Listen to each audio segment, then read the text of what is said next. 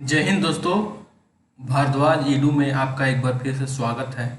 आइए आज देखते हैं सामान्य विज्ञान का भाग 3, जो कि पिछले सभी एग्जाम में पूछे गए प्रश्न हैं।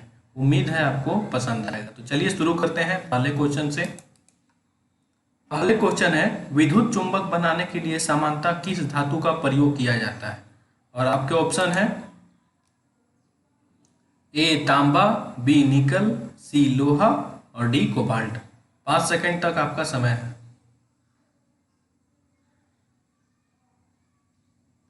तो इसका सही आंसर है ऑप्शन सी लोहा।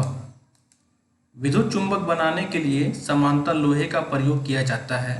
अगर चुंबकशीलता का मात्रक कौन होता है तो हेनरी मीटर होता है। चुंबक के चारों ओर वह क्षेत्र जिसमें चुंबक के प्रभाव का अनुभव किया जा सकता है चुंबकीय क्षेत्र कहलाता है। व्याख्या में इधर साइड में दिया है, इनको आप स्क्रीनशॉट भी कर सकते हैं। चलिए चलते हैं अगले प्रश्न की ओर।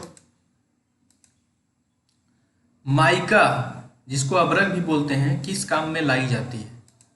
और ऑप्शन ए भट्टियों के ईंट के निर्माण में, बी विद्युत उद्योग में, सी फौलाद उद्योग में और डी शीशे व मिट्टी के बर्तन बनाने में।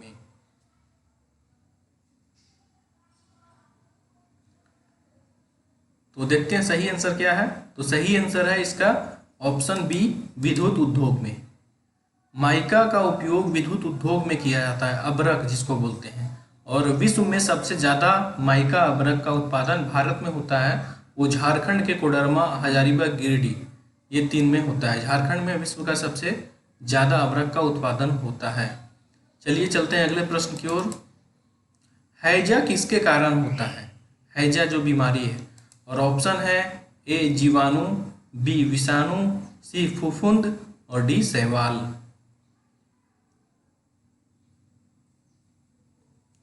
तो इसका सही आंसर है ऑप्शन ए जीवाणु के कारण। हैजा विब्रियो कालेरी नामक जीवाणु से होता है। इसका संक्रमण खाने की वस्तुओं तथा मक्खियों द्वारा होता है। और इसके लक्षण है उल्टी एवं दस्त।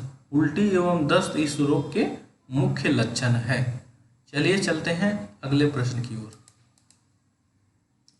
निम्न में से कौन सा एक जीवाश्म ईंधन का उदाहरण है? और ऑप्शन है ए कोक, बी प्राकृतिक गैस, सी कोयला और डी उत्पादक गैस। तो देखते हैं सही आंसर क्या होता है। तो सही आंसर है ऑप्शन सी कोयला गैस। कोयला पेड़ पौधे तथा जीवों के जीवाश्म के ही रूप है। कोयले के भंजक आसवन विधि से कोल गैस बनाया जाता है। चलिए चलते हैं अगले प्रश्न की ओर। वह विद्युत धारा जो नियत समय अंतराल के बाद अपनी दिशा बदल लेती है कौन है? और आपके ऑप्शन है ए प्रेरित धारा, बी डिस्ट धारा, सी प्रत्यावर्ती धारा और डी इनमें से कोई नहीं।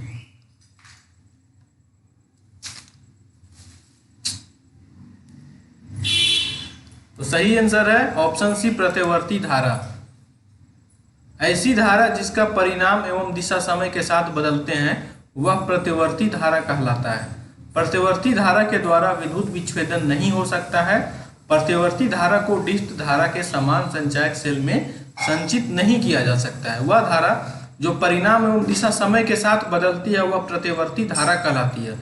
और जिसका परिणाम एवं दिशा समय के साथ नहीं बदलती है वह डिस्ट धारा कहलाती है। चलिए चलते हैं अगले प्रश्न की ओर। खगोलीय पिंडों का अवलोकन करने के लिए प्रयोग में लाया जाने वाला यंत्र कौन सा है? और ऑप्शन है ए टेलीस्कोप, बी कैमरा, सी माइक्रोस्कोप और डी पेरिस्कोप। तो इसका सही आंसर है ए टेलीस्कोप। खगोलीय पिंडों को अवलोकन करने के लिए प्रयोग में लाया जाने वाला यंत्र टेलीस्कोप है। चलिए चलते हैं अगले प्रश्न की ओर। इसमें से कौन सा रोग प्रोटोजोआ के द्वारा होता है? प्रोटोजोआ। और ऑप्शन है ए टाइफाइड, बी एथलीट फुट, सी खसरा और डी कालाजार।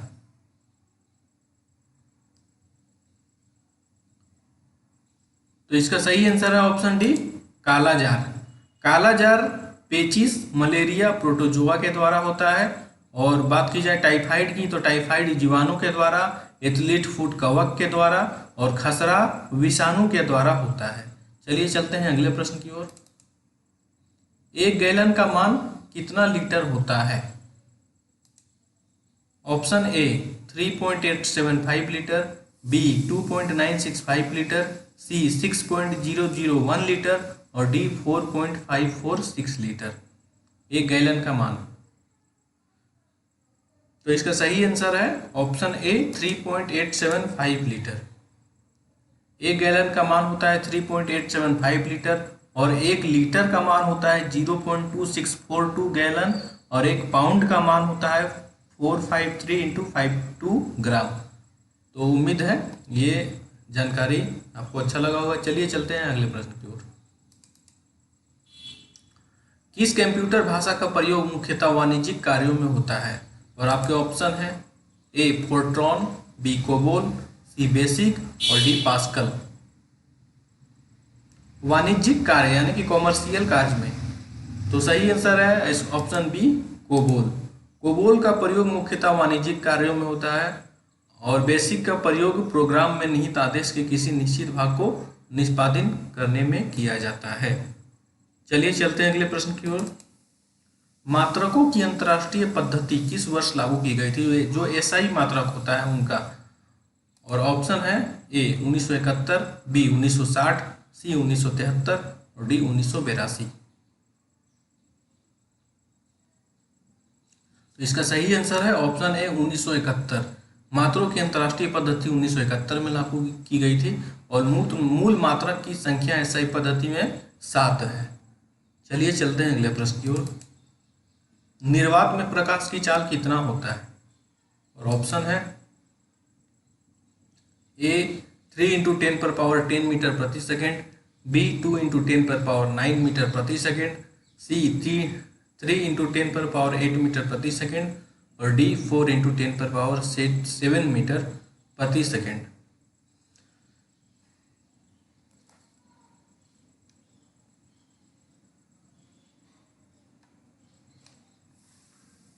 इसका सही आंसर है ऑप्शन सी 3 इंटू 10⁻8 मीटर प्रति सेकेंड। निर्वात में प्रकाश की चाल 3 इंटू 10⁻8 मीटर प्रति सेकेंड।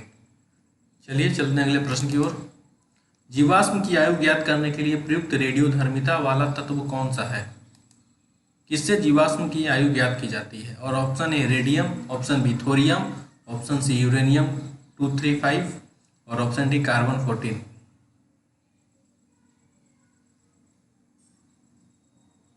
इसका सही आंसर है कार्बन 14। जीवाश्म की आयु ज्ञात करने के लिए कार्बन डेटिंग विधि का प्रयोग किया जाता है, वही कार्बन 14 से। और 6C14 कार्बन का रेडियो सक्रिय समस्थानिक होता है। चलिए चलते हैं अगले प्रश्न की ओर। विटामिन सी का आविष्कारक कौन है? और ऑप्शन है ए मैकुलन, बी होलकट, सी हॉपकिंस और डी इनमें से कोई नहीं।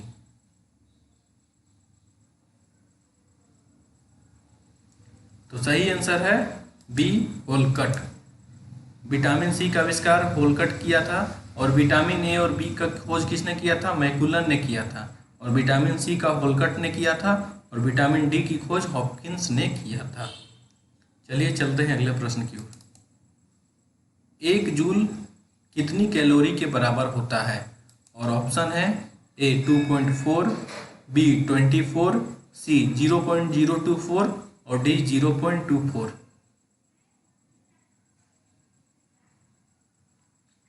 तो सही आंसर है ऑप्शन डी 0.24 कैलोरी। 1 जूल बराबर 0.24 कैलोरी के बराबर होता है।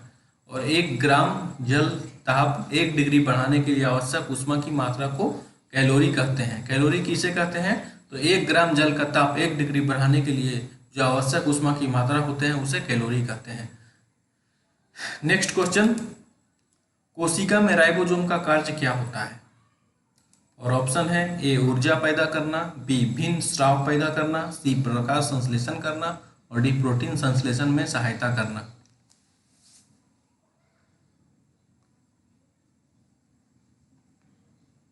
तो सही आंसर है ऑप्शन डी प्रोटीन संश्लेषण में सहायता करना। कोशिका में राइबोसोम का कार्य प्रोटीन संश्लेषण में सहायता करना है कोशिका के अध्ययन को साइटोलॉजी कहते हैं और सबसे लंबी कोशिका शुतुरमुर्ग के अंडे की होती है। इसमें 3 क्वेश्चन का आंसर मिल गया। सबसे पहले राइबोसोम का कार्य है प्रोटीन संश्लेषण करना, और कोशिका का अध्ययन को कहते हैं साइटोलॉजी, और सबसे लंबी कोशिका शुतुरमुर्ग के अंडे की होती है। नेक्स्ट क्वेश्चन, मनुष्य के मेरुदंड से कितनी जोड़ी तंत्रिका निकलती है? और ऑप्शन है ए 31 जोड़ी, बी 32 जोड़ी, सी 24 जोड़ी और डी 33 जोड़ी।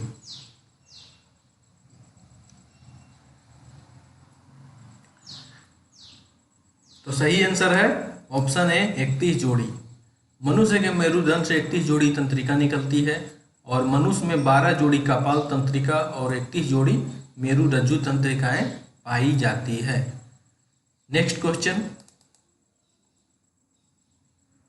प्रतिवर्ती क्रिया का संचालन केंद्र कहाँ होता है? और ऑप्शन है ए मेरुदंड, बी तंत्रिका तंत्र, सी अनुमस्तिष्क और डी प्रामस्तिष्क।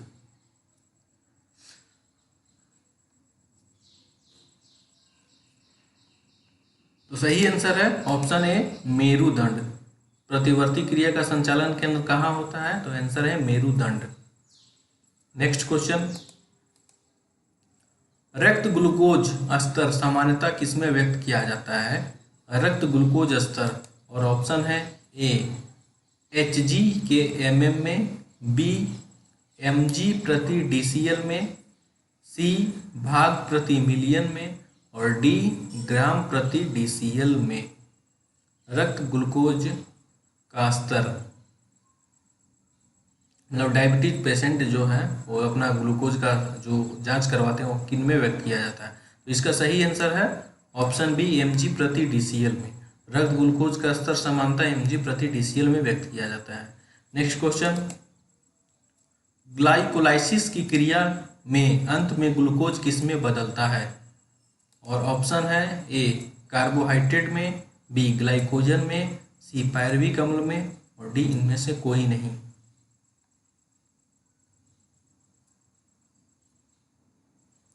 तो सही आंसर है ऑप्शन सी पायरुविक अम्ल में।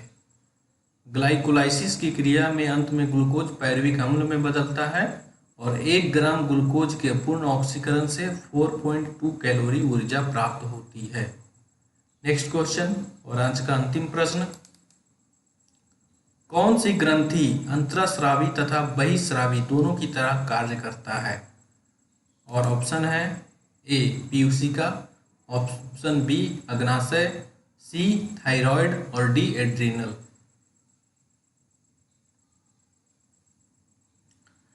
तो इसका सही आंसर है ऑप्शन बी अग्नाशय।